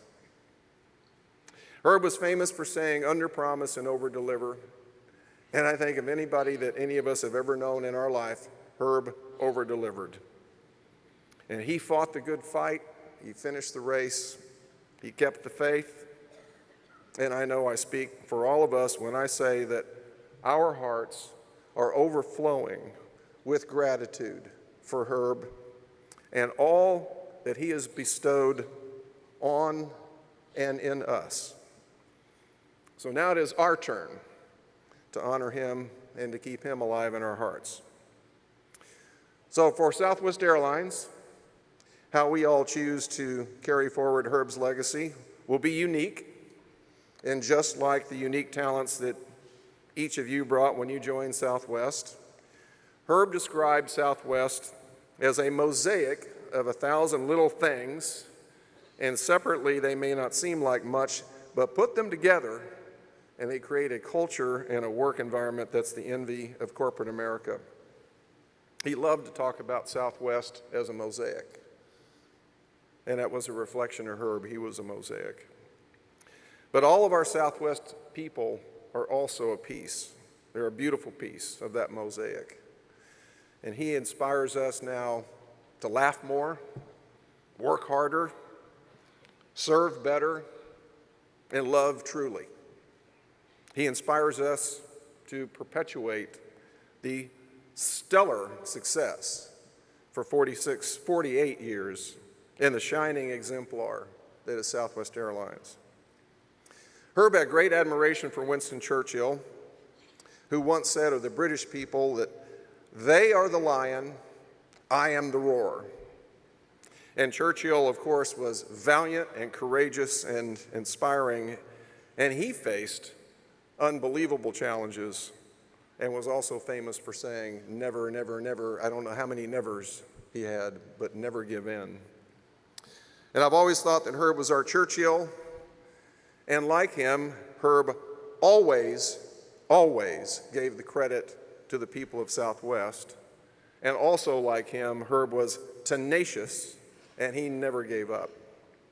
And you have heard about the immense obstacles in the early days of Southwest, and thereafter. There is no doubt there would be no Southwest without Herb. There'd be no freedom to fly, and what a truly awesome gift that he has bequeathed to all of us. So Herb wrote, "The people of Southwest are the creators of what we have become and what we will be. Our people transformed an idea into a legend, and that legend will continue to grow only so long as it is nourished by our people's indomitable spirit, boundless energy, immense goodwill, and burning desire to excel. And our thanks, once again, our thanks and our love to the people of Southwest Airlines for creating a marvelous family and a wondrous airline." So those words are etched in glass in our headquarters lobby. Another thing that describes Herb is he was eloquent. I think he was an artist with words. But he makes clear in those words that it is up to us, each of us, to protect and preserve and nurture that legacy that he leaves us. He gave us the credit, and it's now certainly our time to shoulder eagerly, enthusiastically, that responsibility going forward. It has been the greatest honor of my life to serve Southwest Airlines. I have been blessed beyond measure to have Herb and Southwest in my life. I will never forget the lessons that he taught me, and especially my joyous duty to take care of all of the magnificent people of Southwest Airlines who awe me every single day. We are all blessed beyond measure to have Herb as part of our lives, and we will cherish him in our hearts, and we will remember that there was no greater cause in his life than Southwest Airlines. Not just jobs, but a calling for all of our people, and then the freedom to fly for all of our customers. There can be no greater tribute to him than to nourish Southwest with indomitable spirit and boundless energy and immense goodwill and a burning desire, and to soar to heights beyond even Herb's dreams. So let's make him proud, and let's bring him great joy. So Godspeed, Herbie. We all love you to the moon and back.